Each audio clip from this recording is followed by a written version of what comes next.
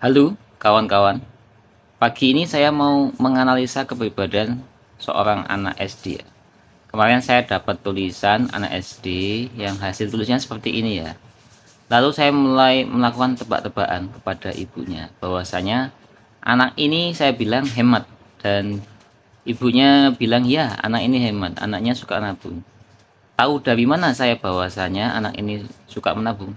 Ini saya tahu baris pertama, baris kedua ini dekat. Sama, baris pertama kedua ini dekat, baris pertama kedua ini dekat, baris antara baris satu kedua dan baris yang lainnya kalau dekat itu menandakan dia hemat dan dia hobi menabung. Bila masing-masing baris itu jauh maka cenderung boros. Lalu anak ini dia ingin terkenal tapi kepercayaan dirinya muncul. Jadi anak ini masih minder ya. Itu saya tahu dari tanda tangannya yang kecil ya. Kan tanda tangannya kecil itu tidak suka menonjolkan diri, dia lebih lebih suka mendengar daripada harus berbicara. Maka dari kemarin si anak kecil ini ketika mau ngomong sama saya itu bisik-bisik dulu ke ibunya supaya disampaikan kepada saya. Makanya saya ajarkan kepada anaknya kalau nulis itu di tantangan itu diperbesar, kalau bikin tantangan diulit. Makanya dia berlatih supaya tantangannya besar. Supaya apa? Supaya anak ini nanti kepercayaan dirinya tumbuh. Lalu anak ini mudah akrab dengan orang lain, akan tetapi dia tidak mudah untuk terbuka dengan orang lain.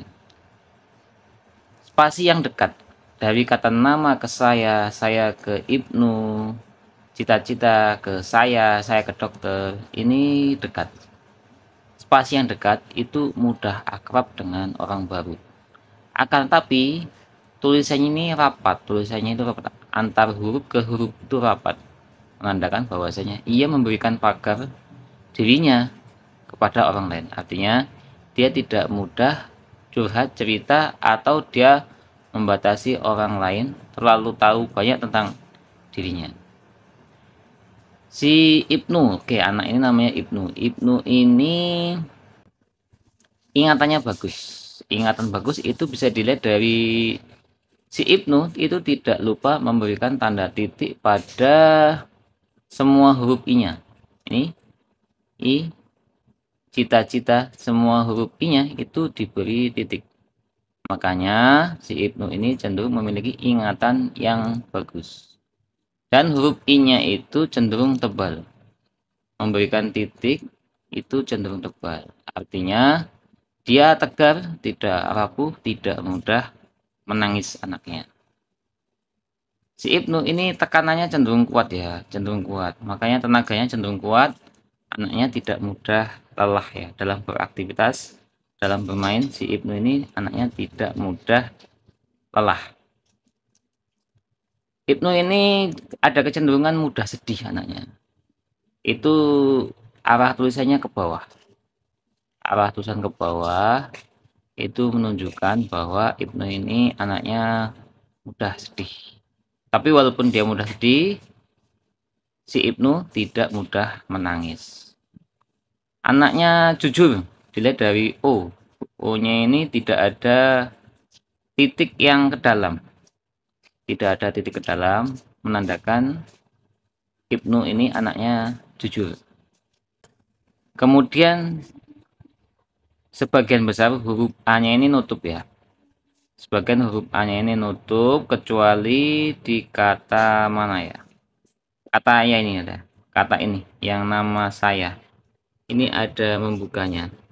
Tapi lebih dominan A-nya itu nutup. Artinya Ibnu ini anaknya tidak mudah cerita, tidak mudah curhat.